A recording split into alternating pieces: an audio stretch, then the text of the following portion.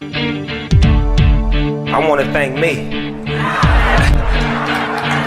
I want to thank me for believing in me. I want to thank me for doing all this hard work. I want to thank me for having no days off. I want to thank me for never quitting. I want to thank me for always being a giver and trying to give more than I receive. I want to thank me for trying to do more right than wrong. I want to thank me for just being me at all times. Snoop Dogg, you a bad motherfucker, cuz. Hello, legends, and welcome back to another episode of the Lads Podcast. My name's Barney. To my left is Stiffy. How are you, bloke? Good. Fuck yeah, I am really good. That is fucking good to hear. Yeah, mate, we did the race. We're going to dedicate this episode all about Gundy 500. This is Gundy. This is Gundy. I might just turn the microphones up a bit because I can't hear myself. Mate, it's all happening. It's been, mate. We've even got a little bit of fucking rain happening. It's been raining for a couple of days, and it's fucking wet. This week is crazy, isn't it? It's fucking nuts. I'm glad we got that race done, on the weekend, because pretty much once we got home on Sunday night, and like right now it's Thursday, but it started spitting on Sunday night. Yeah, on the way home. And it's just rained ever since. I'm actually surprised you even noticed it was raining on the way home because you were fucking out of it. You slept for ages, and then we'd be talking and you go, Stiffy. And it's just fucking, Stiffy's not here, man. I was done. Stiffy's not here, man. I was fucking toast after that race. Yeah. And I can see why too. Like it's a grueling race. Yeah. There's a bit going on, like even just the focus and the concentration, and then you're getting absolutely fucking flogged in that car. It's just bouncing you around. You're getting... Yeah, you're just getting thrown around. That track is not smooth. That track is aggressively nasty. Mate, I'm going to cut you off there. Fucking oath. Fuck, I'm thirsty. Well, what do we normally do about that? Mate, we normally get a drink. Righto. Let me get one. Okay, go to the fridge.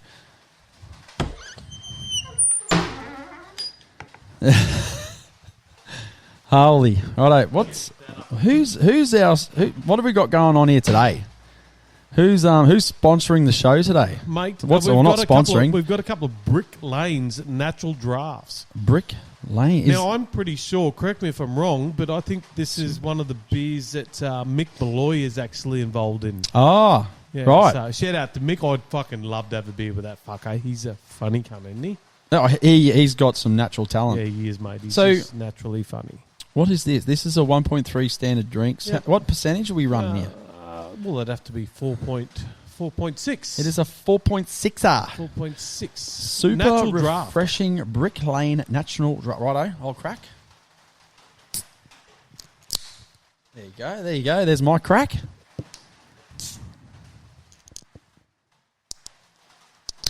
They crack good. These cans crack good. Probably Australian made, mate. The cans. Well, I don't know. No, well, if it'd be Australian made if Mick Malloy's got his hand in it. He's a bit of a knocker. Right, I'll have a swig of that.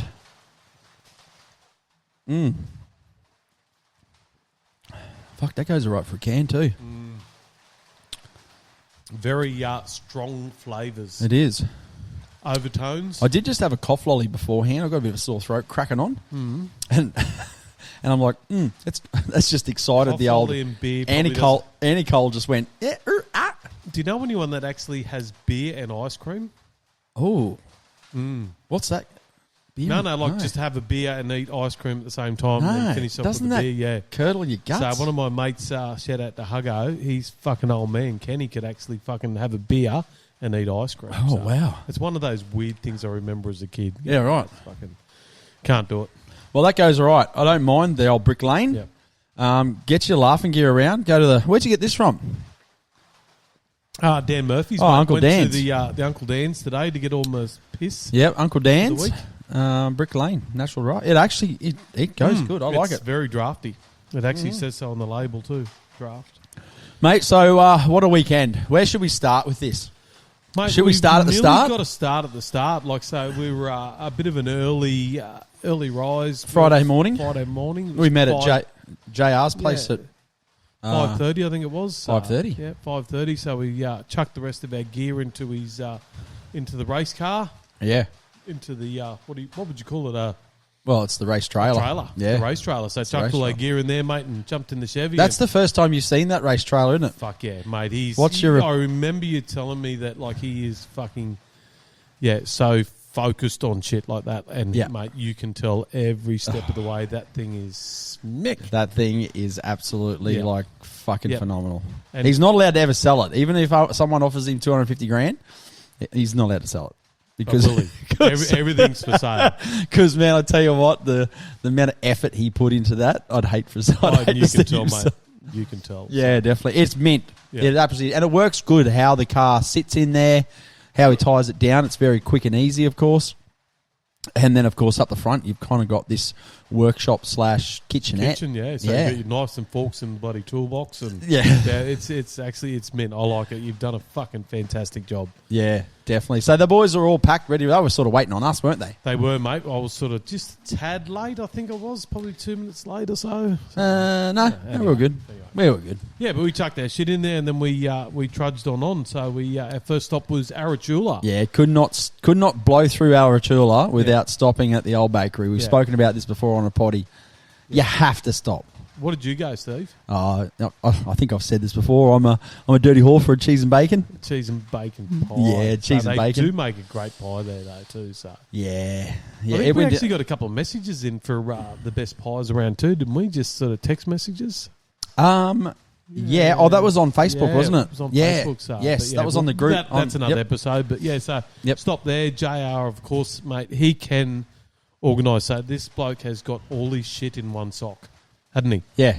So we had bread rolls like from the bakery. So 42 bread rolls. He rang up like the day before and went, instead of going shopping into Woolworths and just buying day old or whatever or frozen, or if you could only get 6 or 8, he's just gone, you know what, nothing but the best for the race crew. Let's pick up 42 fresh bread rolls. Oh my god, they were good too, weren't they?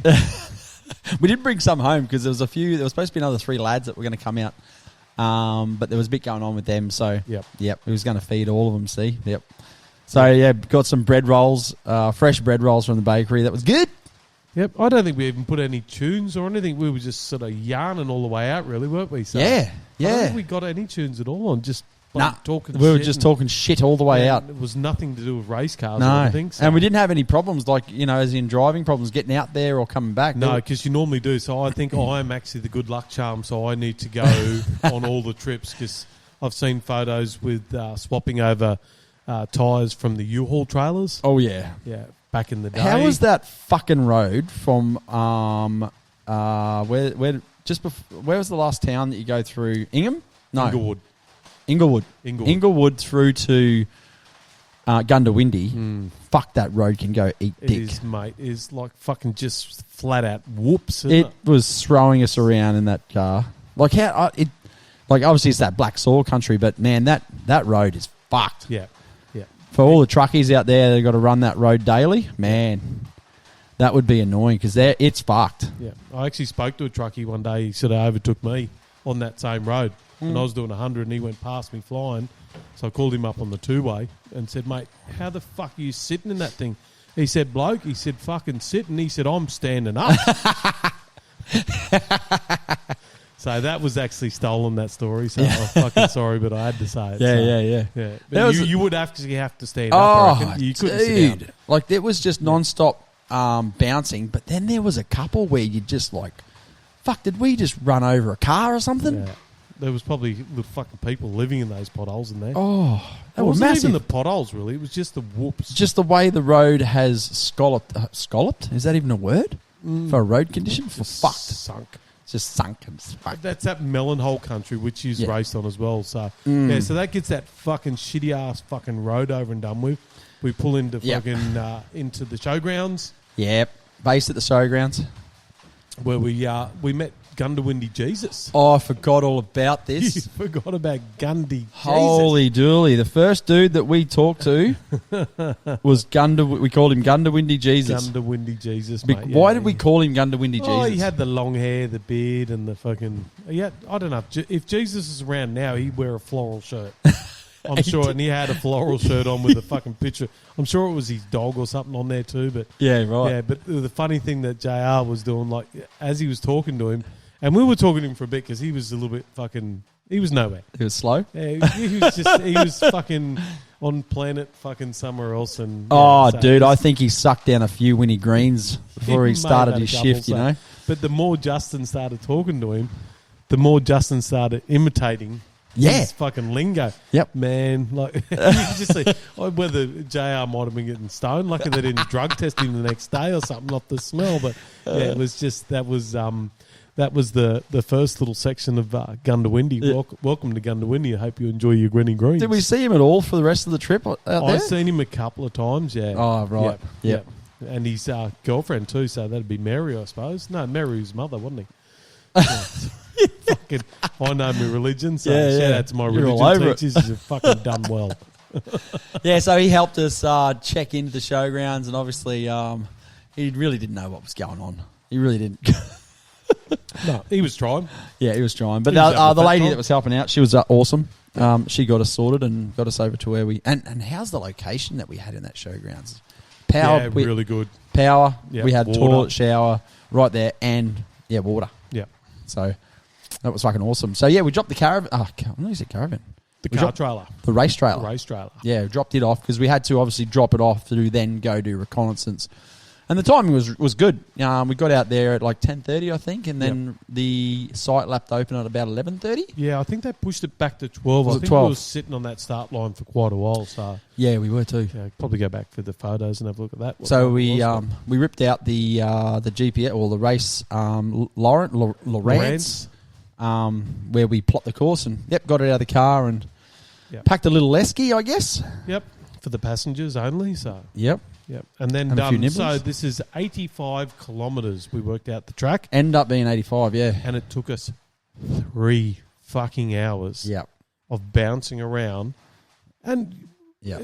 he wasn't putting around like it was. No. Like you've got a speed limit you can do. Why? Yeah, no, don't be an idiot. Yeah. There's people that definitely done it. I reckon about two Yeah, hours yeah. and If you 15 do it minutes any to faster than we did, you're just breaking your car. Yeah. Like you're was- going to tear wheels off it. fucking rough. And the thing that I noticed, like, I mean, I was obviously in the back too, and I was having a few tins, so I was just having a great time. Yeah. And it didn't look that wet. Like there was definitely holes. The melon holes were full of water. Yeah. Here and there, but when Yep. you go back and watch some of the aerial and the drone footage, Yeah. that track was fucking wet. Yeah, there was a couple sections where that one that's on the where you see it's all wet and that car ends up in the dam.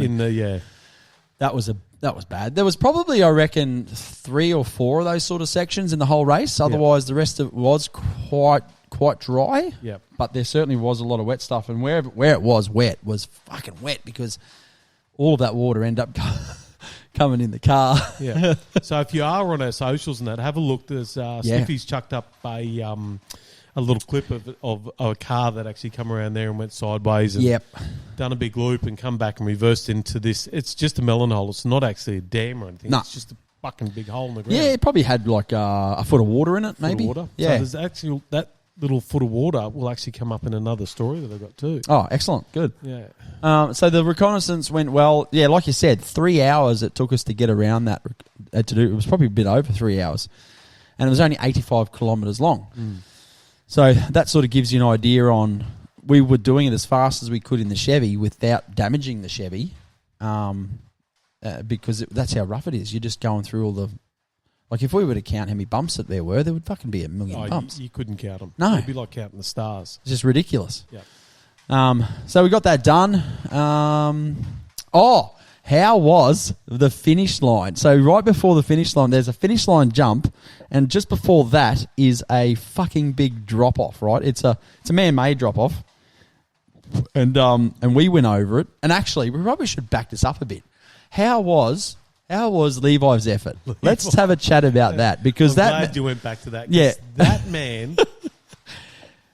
Yep. He should have got a fucking medal for that. He sunk some tins, Mate, didn't he? he was fucking on fire. Yeah, he was out On there. fire, in fire, around fire. He You know, was and Friday's fucking the all day, over it. if you're going to have a session over the weekend, Friday's the day to have it. Yeah. Because there's not much going on, but there's a bit going on. Yeah. Where Saturday, Sunday is a fucking shit ton going on. So, yeah, he nudged it. Yeah, so we had like 3 hours of there, so he was fucking smashing tins down there. So he jumped in the other car, into Nash's car. Yeah. And With so Matty. there was the drunken two-way chat affair. But towards the end, I reckon it was only towards the last hour, so I don't know what he was actually drinking then. But Yeah. I think whatever was in the esky. Mate, he was on a fucking mission. Yeah. But he didn't stop then. No. He Fuck kept on no. going, mate. He can drink that. He can drink, and he was having a fucking He was great having a time of his life. He was. great Hats time. off to you. Yeah. I think I was working probably too hard. I think I had one. I had Stiffy one did can. have his fucking game face on, so everyone else was sort of sitting back. I think Kai was the only sober one, so, and JR because he's driving, Yeah, obviously. correct. So, but the boys gave it a good old nudge in the other car, which is good, and there was good two-way chat on the UHF. Yeah, I love a good bit of two-way chat when you're four-wheel driving and that you've got the banner going on. Of course, yeah, definitely. There was a few little fucking jabs there, which is good. Lots of jabs, and that's what makes a bit of Friday pretty cool, is because it's so relaxed that you can have a few mates out there with you to check out the racetrack. You like. Like Nash and Matt, they've never seen a racetrack like that before, so that was a good little outing for them. To go check it out and go, right, well, that's what the boys are going to be racing on. Yep. And when they saw that drone footage on the Saturday that when we were racing, they were just like, holy fuck, that racetrack has completely changed from yesterday. Like the water was coming out of the ground as you were going over. It must have been just bloody pulling it up from the ground. Yeah, definitely. And then back to the jump. Then we were finished. So I think the boys had to pull up for a bit of a piss, right? Yeah. So we just we were only like a kilometre away Can from. you press pause for a second? Oh yeah, righto, copy. Righto, we're back. Sorry about that, mate. I had to take a phone call. Fucking phone call that I've been waiting on for ages. So, mate, we're talking about that finish line jump that just before it. So when you come into the stadium of Goondiwindi, they have a finish line jump, and just before that, they made another little jump, and it's got this real little nasty drop off on the other side of it. On the other side, so from this side, you really can't tell too much about it. So yeah, correct. It just looks like you could just drive over it. Mm. So you can drive over it, but you've just got to slow down. Anyway, the boys. The boys didn't, did they? They did not slow down. No. So Nash was in a patrol. Yeah. A patrol, as I call them. So, and he's fucking hit this thing. And I reckon he was sort of lining up that finish jump. He was probably looking up. He was looking up at that, and neck minute, fucking boom. She's nosedived, and I think I went for a bit of a drive back in the Gundy with him on the Sunday, I think it was. Yep. When I got the fucking gout. I was going to bring that up later. Cover that in a minute. But Nash took me into the chemist to go get some fucking pills. But she's definitely a bit clunky and bangy in the front and the back. So yeah. Oh well, we'll see how we should get a mechanical report off him. We should do actually, yeah, and find out how he went because he hit hard. I do remember a couple of cars last year. Didn't they jump? Were you there? I might be thinking of another place, but. There was cars that jumped the jump and broke the front end. I don't think it was that track. It might have been somewhere else. That would be one to do it on because, I mean, those trophy trucks and stuff like that, they were sailing over it, but I think you had to hit it. Correct. At a full speed, you couldn't sort of do it half-assed. Yeah, because it was kind of like scalloped out on the other side. Yep. And when you actually clear it, like when you jump it, it's smooth landing, but when you don't, you... Yeah. So that was the reconnaissance lap. Yeah, but during the reconnaissance lap, we probably should... You made some jerky, and I think you talked about this on the potty before we left. Yep. That you were going to go home and make your special jerky. Yep. And it was fucking yummy. You made two. You made the standard one and a hot one, like a bit of chili in it. Yep. And fuck, man, that was good, wasn't it? It was good jerky. And you shared it around. A little bit of sharing around. I ate most of it myself. You probably had a bit too much, didn't you? I still haven't shit yet, so I'm a bit bound up. Yeah, no, I was going to say, fucking hell, man, that was Jesus. I'm like, dude. Have I? Yeah, so you ate a lot of jerky. I ate a lot. We of might jerky. come back to that later. But anyway, that was the scrutiny. No, that was the reconnaissance done. I did all my notes. I got the track plotted, so I was happy. We pretty much nailed it. I could then switch off and have a few drinks. Yep. We had to go back and get the car ready and do scrutineering, and that was good. It was good, mate. It was set up a bit of the camp, and great setup. A couple of big fucking pull out gazebos and fucking awning off the race trailer. Yeah. And then... It was a quick setup, eh? A very quick setup. And considering that we sort of got to set up and pack up each time to go... Yeah. Because it is at Goondiwindi Showgrounds where we're camping, and then the 20 minutes journey out to the Gundy 500. So, so putting cars on and off. And it was quite easy. Like, it wasn't a hassle at all. No. It's pretty good. It is much nicer when you're at some races where you don't need to do that. You actually stay in the pits all weekend. But they just don't have the facilities out there, and it might be something to do with the insurances and stuff like that. But even though they had toilets and we've got showers on board, it's like, well, realistically we could have, but it might have been insurances or something like that. Who knows? That's a question for them, I suppose. So. But the scrutineering went well. The car passed, flying colours, all of it done. We got a good look at everyone else's car. And, mate, we pretty much had an early night, didn't we? We pretty much went back and we were in bed by 9 o'clock. Yeah. I think Levi was up still having a few cans. Fucking Levi, the pest. He's come over, so I've snuck off and done the fucking dropped the fucking smoke bomb and fucking sneaked into my swag and got in there all comfy. And next thing, scratch on the side. I go, oh, fucking, what's going on here? He said, are you sure? You just don't want one more. Just one more.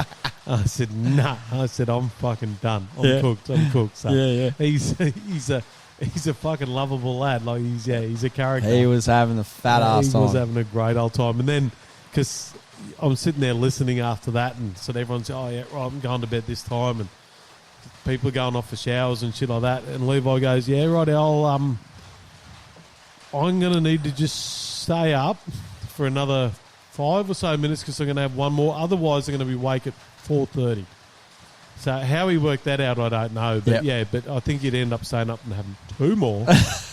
And he was, mate, the happiest fucking drunk I reckon I've ever met. Oh, dead set. Yep. He had a really good glow going, and that was good. Yeah. That was good. It was great entertainment. Thank you for that. Saturday morning, we all woke up, and tell you what, Levi, he woke up bright-eyed and bushy-tailed. Brand new. He was feeling fantastic. I'm like, dude, really? The amount of tins you sunk yesterday, I'd be in the hole. I'd be in the fetal position.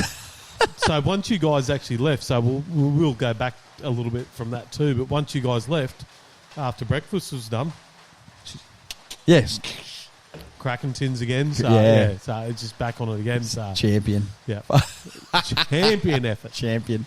No. So we had to get out the racetrack quite early. Did. The driver's brief. Oh, you done the driver's briefing obviously first. That's where everyone goes up and blows in the bag, and everyone talks about the rules and regulations. And they didn't do the Australian anthem or anything like that. No, I thought that might have been an Australian anthem sort of thing. No. But then Saturday morning is pretty much prologue. The first thing we need to do is prologue, and the prologue we've got to do. And I explained this in my other potty. It's only a 10k little hot lap. Yep. You use 5k of the track going out of the racetrack, and then you cut across and you do the last 5k coming back in. So it's just a 10k hot lap. We had to go out and do a sight lap, and then you line up, and then you do that lap flat out as fast as you can to then seed for the race.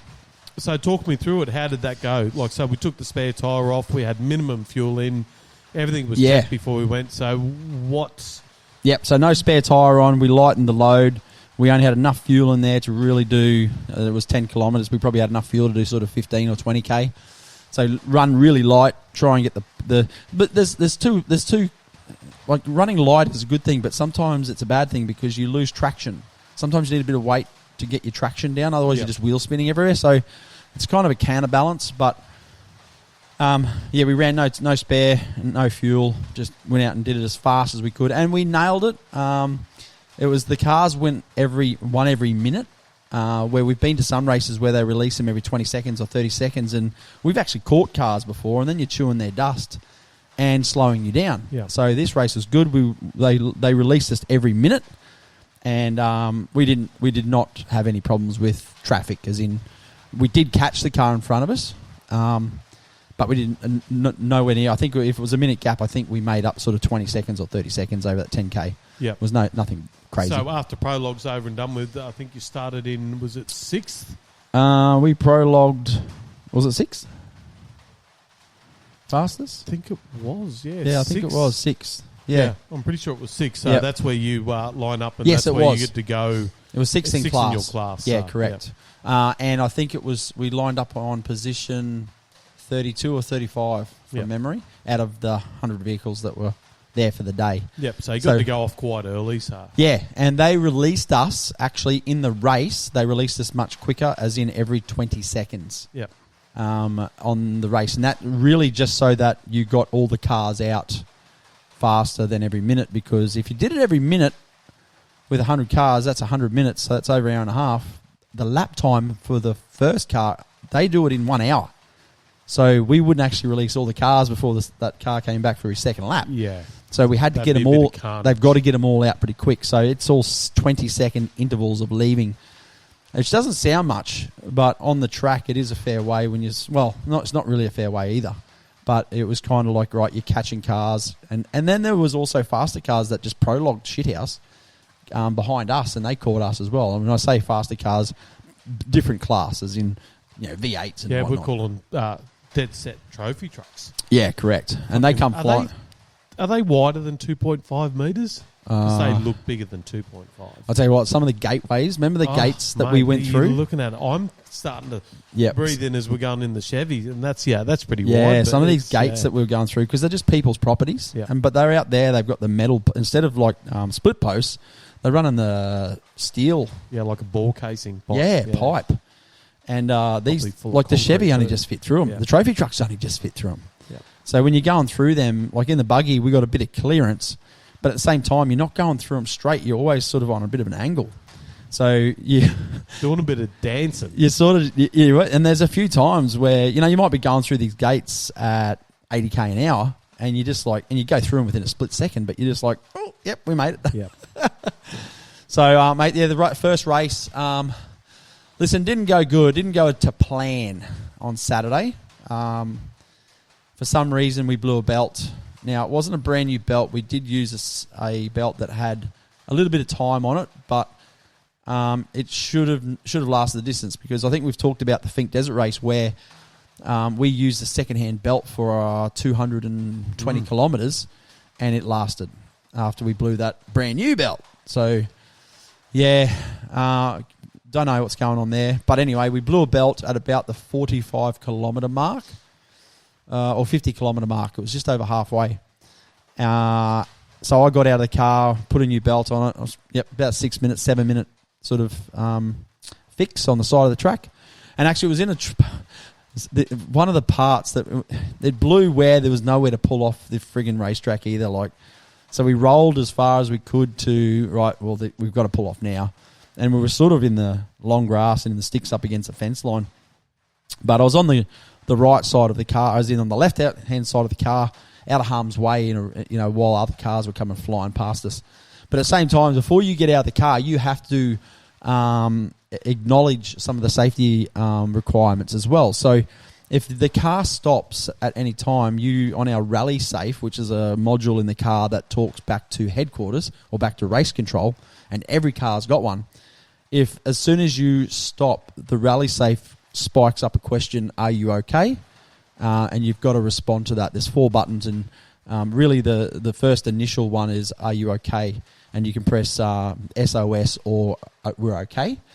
And as soon as you press OK, then it asks you another couple of questions. Are you on the track? Is the track clear or not? And you've got to respond to that quite quickly. And because we're off the track, off the track. So what that does is give race control a lot of information of, right, are you okay to start with? And is the track blocked? Because you've got cars coming at a great rate of knots, and we were in a bad position, as in we were in a really bad position. It wasn't just in one of the open paddocks where you could just roll off into and everyone could see you. We were in a position where you really didn't see us until you're on top of us. Yep. So before I get out of the car, I have to and Justin can't reach it. So for him to reach it, he'd have to unbuckle, which we don't want him to do. We want him to stay buckled in, stay focused, that when I get back in the car, we've only got to worry about me getting buckled in, not 2 of us. So before I get out of the car, I've got to talk to race control, which is pressing buttons, answering questions, and then I can get out. Probably takes 10 seconds to do that. It's not a big deal, but it is a safety requirement to do before you do anything. It'd feel like a long time while you're doing it to wait for the response. Yeah. That why you're sort of under time restraints. And Because as soon as the belt blew, I knew I had to get out. So I was already unbuckled and the car was rolling. We're probably only doing 20 kilometers an hour, but I was unbuckling myself and getting rid of my comms and getting rid of my helmet blower and things like that, so I could just climb out. And I was just about to jump out. I'm like, oh fuck no, I've got to do the race, do that. So, but that was good. It was just bang bang, got out, ripped the belt off. I ripped the cover off. The belt had blown. I've put a photo up on our Facebook page. Have a look at that. Anyway. So put a new belt on it, and away we went. Got back into the car, and it does take a while. And I'll tell you what, I'm a half fit person, but I'm not fit. I'll tell you what, I got back in that car, and I'm huffing and puffing, trying to do everything. Because you're in your race gear, and you're bent over, and you got your helmet still on. You're trying to do everything. Yeah. Oh, and then get back in the car, then trying to strap it. See, a lot of that would be adrenaline on that too. So. Yeah. And I think actually what I need to explain too is what type of car we're racing too. So we actually haven't told. We're sort of I guess if you look on our Facebook page, you'll get a head. good look at it. But it is a Can-Am Maverick Yep. X3, a 2022 model. Jump on our Facebook page, have a look at the Lads Potty Facebook page, because we pretty much are putting up some good content from that race about the car, some photos, a bit of fucking around, joking and whatnot. Yep. So, and you did a really good time lapse, which I think came out this afternoon. Anyway, of when we fixed the car that night. Yep, it was an awesome little time lapse. So it would have been great, but so I'd actually didn't tell anyone I was putting the camera up there. No, and fucking we're all I was actually just going to stand in the corner and see if I could be the only person that didn't move. It didn't happen because I got asked to do something, so you fucking jump into action and do shit. But right at the end, Justin's throwing something, like, not in anger or anything, just like flick something over. It's hit the spare tyre that's went into the stable, bounced up, hit the phone, and knocked the phone down onto the ground. So we would have had a little bit more footage, but we didn't. So, but it was the perfect shot. Correct. So that goes back to the car. So we're back to the belt. Yeah. So the belt, so you were about 7 minutes out of the car, I think you were about saying? 7 minutes. By the time we got back in and strapped in, it was about 7-8 minutes by the time we then started going again. Yeah. And we put a belt on it, and we pretty much got back up the pace really quickly. That was just like, right, we got a job to do now. Justin just drove the wheels off it. I was still trying Literally. I was still trying to get my shit together as he was racing. I was strapped in, but I was trying to find my helmet blower and fucking this and that. Look, anyway, I remember sort of strapping you in and sort of... There's a process. And stuff, mate. There is a big process. Yeah, yep. Yeah, so to do that while you're on the run... Because when the adrenaline's running... Correct, yeah. And like you just want to get your seatbelt on as fast as you can so that he can go. Yep. Everything else, all the blower... all of that stuff, I can get that on later. Yep. So, yeah, we did that. And also how many Ks was that into it? I reckon that was around 50K mark. So we're about halfway. So. A bit over halfway. And then before we finished the first lap, it was probably about 5 kilometres from the end, maybe a bit more. Justin said, I've got no brakes. And I'm like, fuck. And he wasn't using the brakes hard enough to boil the brakes. Yep. So I was like, okay, well, maybe we have boiled the brakes, but... In the back of my head, I'm like, oh, fuck, okay, this is not good. And then when he was pumping the brakes up, he would get a pedal back. And then, of course, when you don't use your brakes because you're on the throttle, and then next corner or next time he went to go use the brake pedal went back to the ground. Yep. He could pump it up and get brakes back. So I'm like, okay, that doesn't sound like boiling.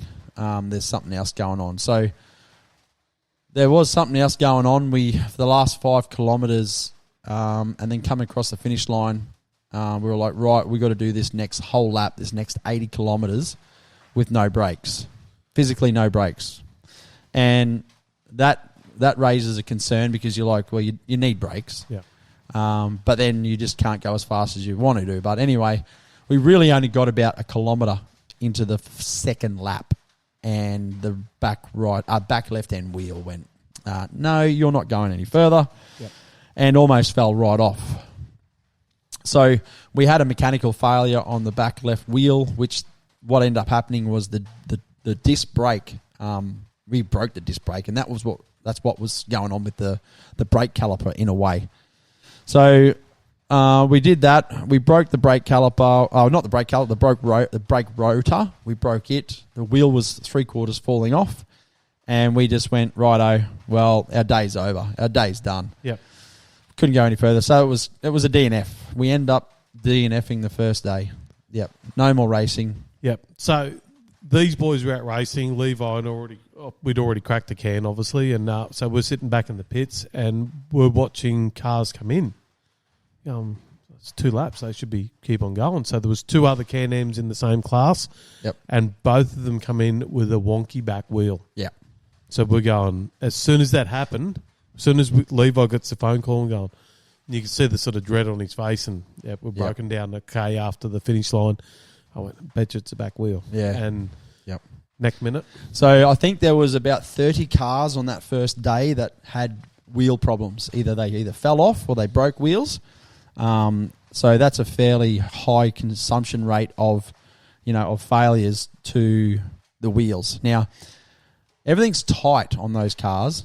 It's not like we left something loose. It's just the stresses and the load that goes through when you're bouncing around, jumping around and twisting and turning. You're not landing square on all 4 wheels. You are actually landing, you're pivoting on one wheel first, like a lot of pressure. Front and left. what do they run? 32s, don't they? On back and front. So there's a lot of torque that goes through the wheels, the axles. And a lot of horsepower. And a lot of horsepower. I'm not too sure on horsepower. Well, it's 1,000cc 900cc turbo. Yeah, so, triple. Yeah, she's fucking. She's got a bit there. Zang about it. So yeah. Four-wheel drive, obviously, as well. It ends up working loose. That hub nut works loose. So anyway, that failed. DNF Saturday.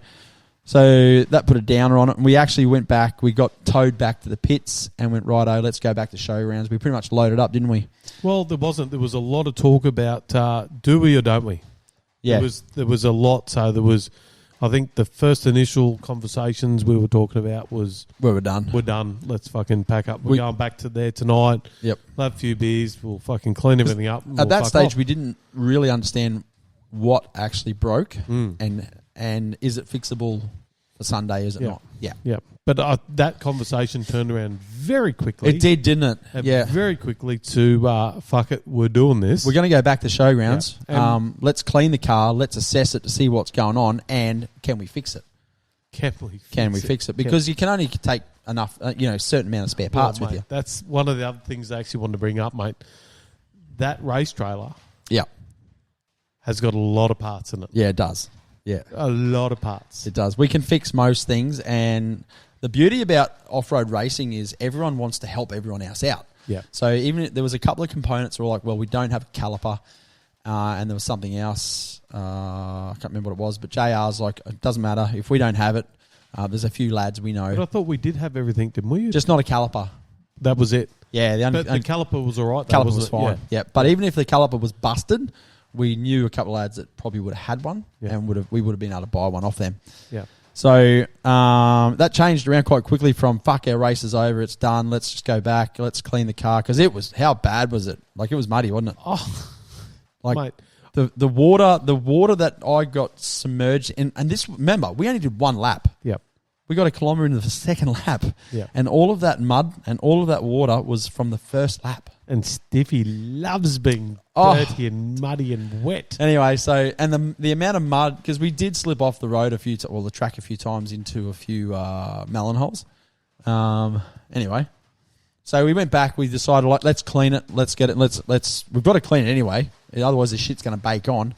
And by the time we got it back, jacked up, wheels off, and Justin started pressure washing it, he pretty much came to the vision and the conclusion that we can fix this. We've got the parts. We can do this. Yep.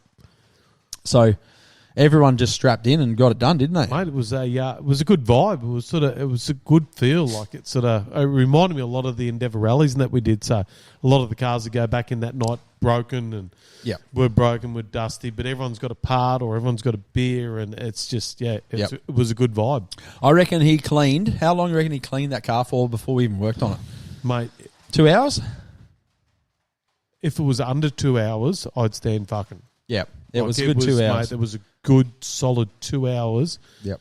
And was it the next day? I think it was the next day that I went to fuel it up. No, it was that night. That night. It was that and that couldn't night. find because I'd seen where JR because he had the fuel the churns up on the side and Yep. I'm going well I know the fuel's on the floor and that and Yep. I'm fucking sitting there. Where's the fuel cap? Am I just fucking dumb or what? Like I can't fucking see it. Like Yep. and I had to dig. Yeah. And I mean dig deep too. Like it was fucking. I reckon we could have made a fucking whole dinner set out of the clay That was that was inside at the bottom around the top of that fuel tank. Yeah. So Yeah. it was, mate. That was because it had actually pushed through from the front Yep. and in through the crevices and just wedged itself into the front of that It car. got in there, didn't it? Mate, I'm going to have a quick piss. Yeah, I'm going to press pause. Hang on a sec. We'll be back soon, lads and ladettes.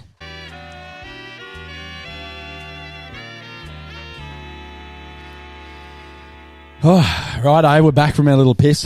Yes, that was good. And we're going to crack another can. Here we go. Ugh. Yes.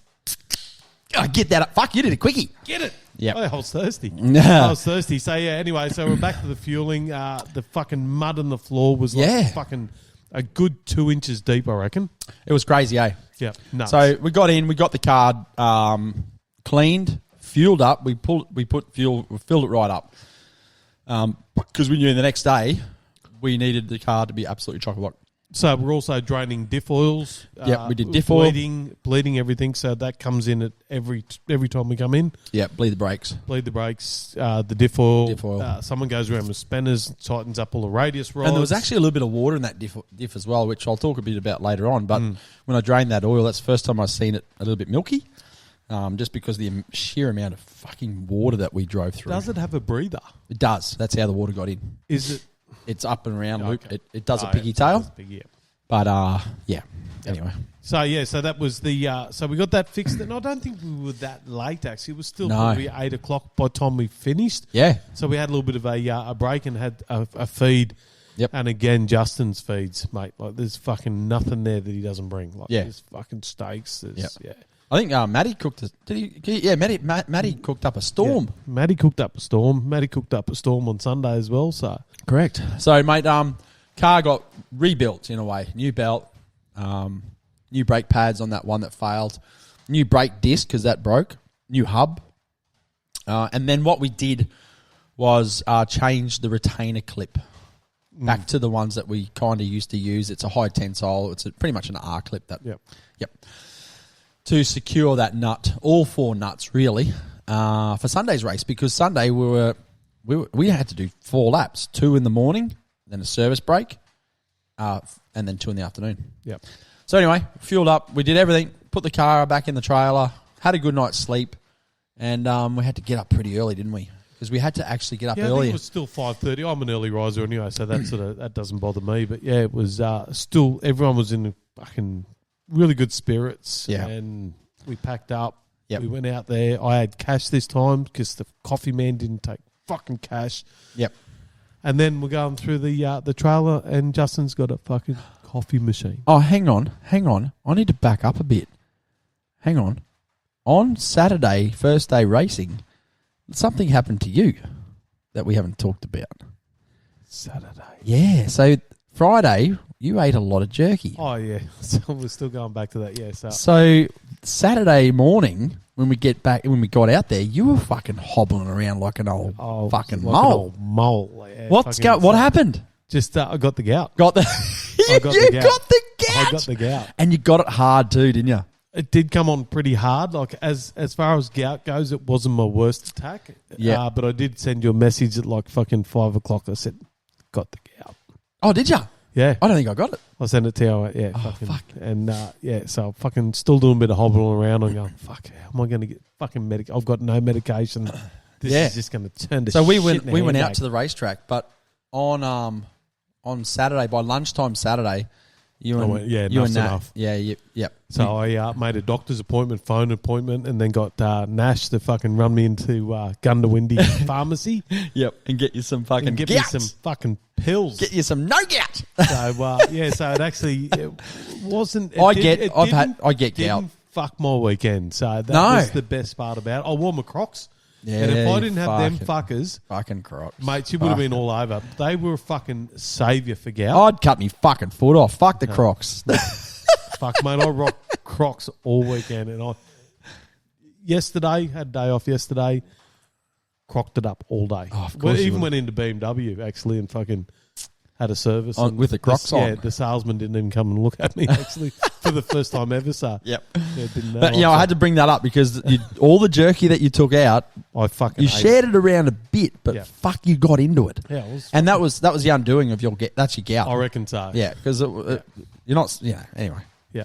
So anyway, that was the gout the gout story. But yeah, it didn't fuck my weekend. No, so it was really you- good. Yep. So we woke up Sunday morning. Had to pack everything up because that's the end of the day. So it's the Gundy 500 is actually closer to home. Yeah. So everything comes down. Everything goes into the fucking trailer. Yeah. And fucking off we go. Off we go. So we get out there and pretty much pull everything out, go to do sign on, get it breathalyzed, and realistically, we had our start time for Sunday morning. We knew that. We just had to gear up and get in the car. And it was still an early start, actually. So, because I thought the did not finish would have brought you right back through the field, but actually you were still sitting in 10th overall position to roll out. But they actually seeded us back up the line. So we're actually in front of people that finished the race yesterday. It's just, it's part of the seeding. If you DNF, it's like, right, well, where are we going to put you? You are running this type of pace, so we need to put you somewhere. So I think it sort of goes off how you qualify, how you raced last year as well. And they just go, right, we're going to put you in there. Yeah. And it was kind of a benefit for us because we were back up the pointy end of the field, not down in the slower cars where we then had to deal with dust and try and go around cars. Yeah. So it's also a safety thing. You get put back into the field, even though you're no longer in contention for the race overall, you get put back into the field where you sort of belong in a way. Yeah. Yeah. So you guys are off out racing on the first lap. I'll take you back to the pits now and to what we're doing. Obviously, we're not cracking tins because you're not allowed to crack tins in the pits. So we're not doing that. Anyway, so the race trailer, Starlink. Yeah. Shout out to Elon. We've got a Starlink. Yep. We've got 2 TVs. Yeah. So we've got it connected to the YouTube live stream for the Gundy 500. So we're sitting there in our chairs, relaxed. We've had brekkie. We're feeling good. We've got the Rally Safe app going so we can sort of track where you guys are. It's fucking pinpointing. Yep. Fucking everything's good. So we're sitting back there nice and relaxed. Yeah. You're out there getting wet. Yeah. Muddy. Yeah, so the first 2 laps we did in the morning was definitely wet and muddy because the track just turned to shit from the day prior. Yeah. So all of the grass, we tore all the grass off that was there, and now you're left with black clay with wet water over it. It turned to ice. So not all of the track was like that, but in these sections, it was kind of like driving on fucking ice. So we would go into a corner, tippy-toeing into a corner. No, we were trying to go really, really quick, but you can see it. We're just like, right, let's tippy-toe around here. And the car's going sideways and fucking backwards and around in circles. And it's just like, fuck, you want to go quick, but you just can't in these sections. So it was quite funny, and we're getting wet. We had water coming in and rah. There were sections there where you just had to just enjoy it. Just enjoy it. And there was one time we come around this corner, and because I'd been around the track now a few laps, like especially on the second lap of Sunday, so that was my 3rd lap in total, I was starting to familiarise myself with, right, Justin, hug the left here because there's a big pothole on the right we've got to stay out of, So I mentioned that to him coming into that corner. I'm like, righto, stick left. Don't drop off into that big dip. Anyway, we get halfway in the corner, and I've started calling, or hit it. Fucking why not? It's like I'm not wet enough. And he's like, halfway through the corner, he's like, sorry, bruz. It's just where the car's taking us now. Listen. Yeah, Linda. and I'm like, whatever, bruz. I'm wet. I'm fucking muddy. Doesn't matter. Just send it, So you've taken a step back. You're a bit more relaxed now, and just go with the flow. I'm wet. Yep. Oh, and the thing about that is, so I've got two cloths in my hands. I've got one tucked under the legs, and the other, it's like a microfiber cloth, right? Because every time we went through a muddy puddle, we would get our visors on our helmets would just get covered in mud and water. So I'd quickly wipe mine and then hand it over to Justin, and he would wipe his helmet. And then, it was just, I was forever passing him a microfiber cloth to fucking wipe his visor. And then by the time I had 2 in there, I wanted to keep the other one dry for the second lap. So as we're halfway through the first lap, I've got this microfiber cloth up in the breeze, still calling the race, doing 140k an hour, holding up a fucking cloth to try and air dry it because I know in about 2k we're going through another water puddle. And that's just piss funny. Yeah, because you're not allowed to use tear-offs, are you? No, you can't use tear-offs. And tear-offs wouldn't have worked anyway because the water gets in between the tear-offs. Yeah. And then you just have to rip it all off. Yep. So you just have to take a rag with you. Nasty. So that's lap 1 of 4. Yes, so lap 1 went good. We had no issues. Yep. We passed a few cars. A few cars passed us with bigger buggies and whatnot. The track started to really turn to shit. Some of the soft sections were deep. The sand sections out there were deep. But we started to really understand the track, where we could push hard, where we couldn't, where we had to tippy-toe. And some of the big melon holes that were hurting the car, we were like, right, this is a section. Let's sort of protect the car a little bit. And realistically, the first 2 laps went pretty quick. We would do it. So in the big black Chevy, we're talking about the Reconnance. Took us 3 hours. 3 hours. We did the first 2 laps Sunday morning in 59 minutes. Yep. So you can sort of see that's the pace we're running. It's quite quick. So we came in. After the 2 laps, we finished that on a high. Like, we're fist pumping, came in, and really we had an hour. Oh, actually, on the second lap we did, on the pass, all of the one pussy section, we had to go past some power lines, and we noticed the power line, someone hit the power pole. Yep. One of the cars hit the power pole. Knocked it down. And knocked this power line. It's just a single power line, knocked it down, and we've seen it down. We stayed away from it, but anyway, and then about 400 metres up the track, we saw one of the buggies backwards into a tree. We're like, oh, and they were okay. Well, maybe it was them, maybe it wasn't. But anyway, we came back in. We had an hour countdown. As soon as we come across the finish line, the countdown starts on your rally safe in your car for when your third lap starts. So you get an hour to go back into the pits, clean your visors, have a bit of food, fill the cars right up, bleed the brakes, do those sorts of things, Yep. You had an hour. And that's where we take over. So the whole time, Levi sort of took charge there. We've got the churns out, as many churns as we think we need. We've got the jack stands, the tarp, so we're not dropping shit on the fucking ground when we're sort of tighten shit up. Food. So I made a couple of sandwiches. You did. Some nice sandwiches. They were good drew too. Little pictures on them just to get the fucking moods going. There's a few chockies there to be had. So the buggy was actually, it was all good. Like other than tightening in the new belt. Yep. A little bit of cleaning. We had to clean some numbers because you couldn't see shit on it. Yeah, so we cleaned the numbers. Yep. It was good, wasn't it? The hour went pretty quick. So I think the only thing we didn't do that you normally do was change the diff oil. The front diff oil. Yeah. Which we don't think was an issue was going to help us for the third lap and the fourth lap. Yeah. But we got back in the car with sort of 20 minutes to go on our countdown. And we got handed a piece of paper saying that turned a little longer, didn't it? That the power line was down, so we're going to have a bit of a break. And that ended up being about another hour and a half after that. Yeah. So we had to go back out and line up so that we were ready to race.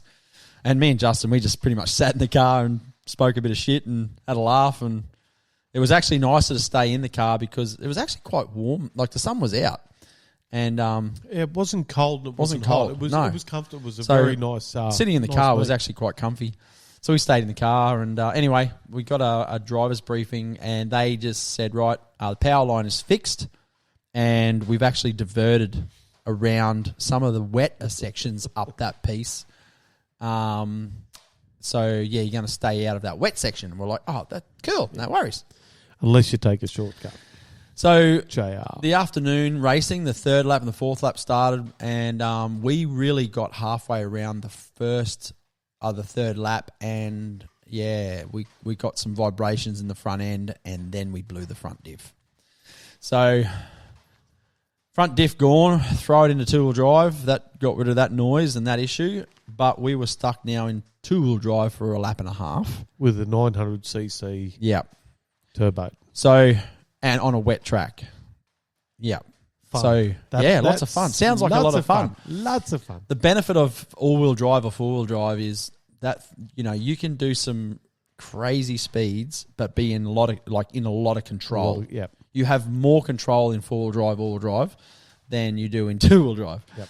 And there were sections there where we were sitting on 120, 130, 150 even, and fucking the rear wheels would just start losing traction, and you would start sliding in these sort of drifts, and that's where it can be a bit. You got to be very careful, because if you start drifting at those speeds, it'll bite. Yeah, and the car will just flip. They will just destroy. And you know what? We're going to be pretty safe inside the car, but you're going to destroy the car. You're going to bend the chassis. You're going to do all sorts of damage. It's like, right, fuck, we need to slow down a little bit here. It actually would have got a lot of mud out of it, though, I reckon.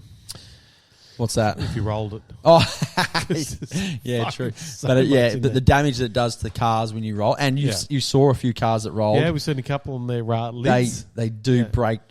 They do break. Yeah. So it's like, Ringing right. the wife up, I've broke the mirror. So we had to slow down a little bit in that third lap and that fourth lap. And when I say slow down, we didn't slow down much. We just took a bit more caution with some of the areas.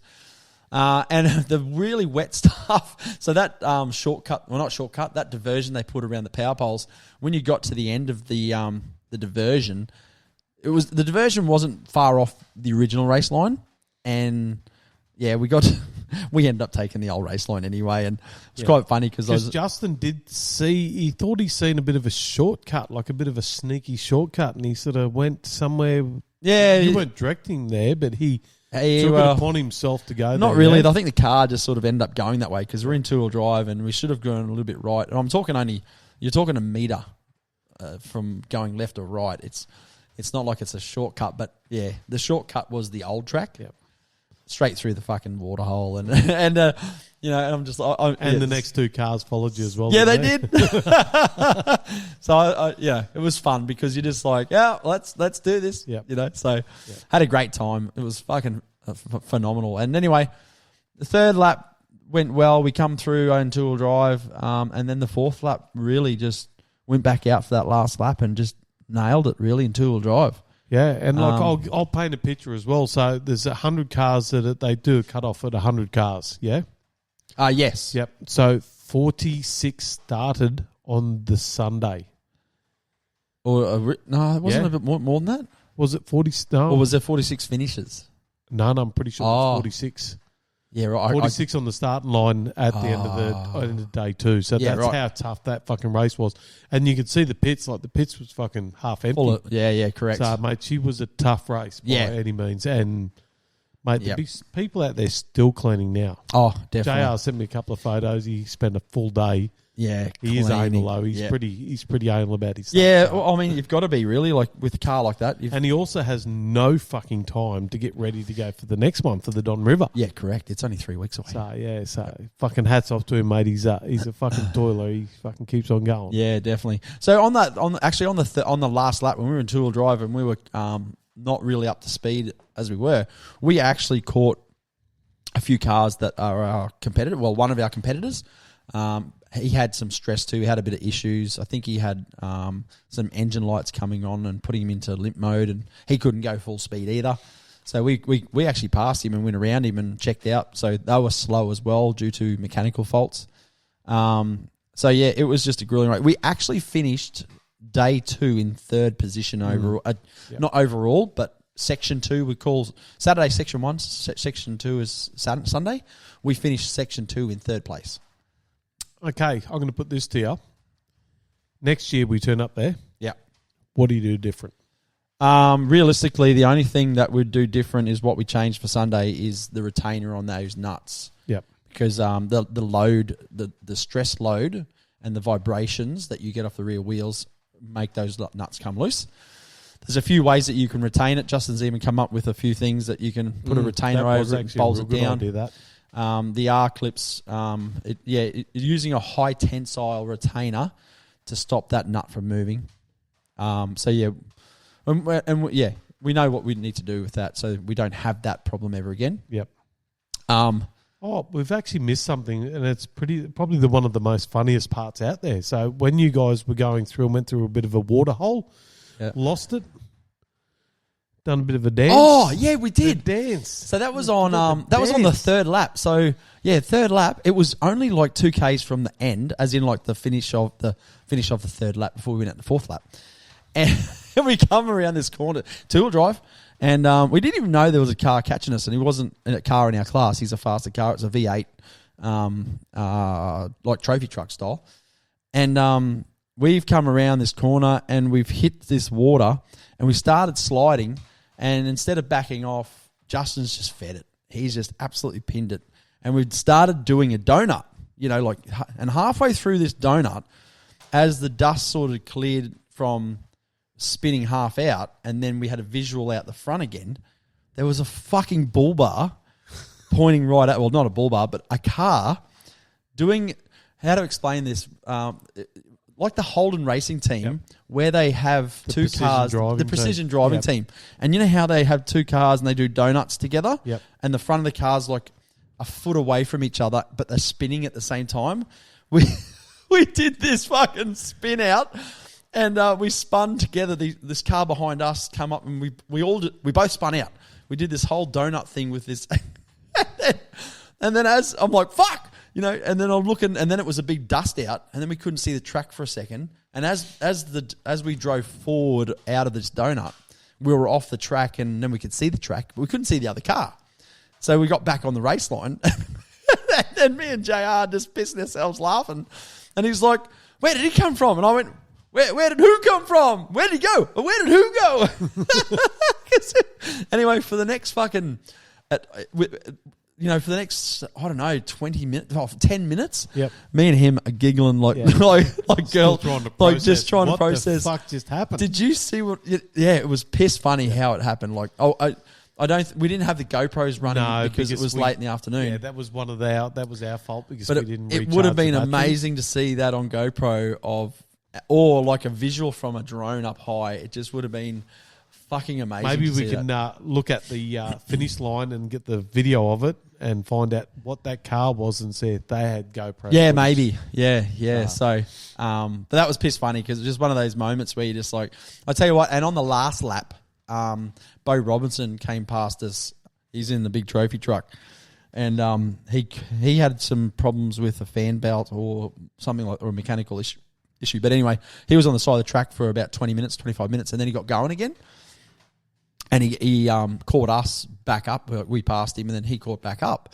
And he come past us in this big, sharp left-hand corner, and he's come around us, and we're just like, yeah, man, go for it, no worries. And he's given us the thumbs up. And then, he just dusted us. Like that. Those trophy trucks have got some horsepower. And the smell you get from their race fuel. And the sound. Oh, and the sound, mate. It was just like, for about sexual. For about 5 seconds of having him around us with this big, angry fucking trophy truck, that thing was just a beast. It was pretty cool. So, mate, that was Sunday. Like, we finished the race, and we finished in third position on Sunday with a busted diff in two-wheel drive. Realistically, our first 2 laps on Sunday morning we did in 59 minutes, sort of both laps, and that's the kind of speed that most of everyone else was running. So if only, in hindsight, if only we didn't blow a belt, we didn't have all of that, you can't control it. That's all data, so the data's there for next time. Yeah, correct. Belt-wise is Can-Am, get some fucking decent belts. Yeah, but it's not a Can-Am thing. It's just more of the load and stresses. When you go racing, you're pushing your engine and your components to the limit. Yeah. So it's not really a Can-Am issue. It's just, racing, environmental. So, and you know what? That Sunday, we only used one belt on that Sunday. It didn't blow. We didn't. There's no rhyme or reason though, is there? We did 400. You do so much like the fucking bedding into the belts and So on Sunday we did 4 laps on the one belt. Didn't blow. Only one belt on that Sunday. And you did 1 lap and blew within 7 minutes. No, that first lap it blew within 50k, 50. 45, 50k. So it's just one of those things, mate. Like fuck. What do you do? That's racing. That's racing. You know, you can't predict what's going to happen. Yep. You've just got to be ready for it, adapt and overcome, and just fucking get into it. Yeah, so while you and JR are out there bloody racing around and having fun and shit, so we're packing up the race trailer and so we're ready pretty much to go. So we had the gurney out there. Justin decided he wasn't going to gurney it off. Mm-hmm. Let's get going. So we chucked it in there all muddy and shit and packed up, and then we pretty much just left. We just fucking disappeared. Like, it was just fucking... It was ready. It was time to go. Yep. Because obviously we got a 5-hour drive. It was a big drive. So not that you remember the first fucking hour mate, of it. I jumped in the car with a can and I cracked the can. JR drove, so thanks again to JR because he drove all the way home. I jumped in with a vodka Smirnoff and I finished the whole can. Yeah, Jai and I were taking the piss out of you actually. We thought you'd spill it, but you didn't. So that's off there. It put me to sleep. I was just like, fuck, I could go to sleep right now. Yep. And I did. Passed out. Yeah.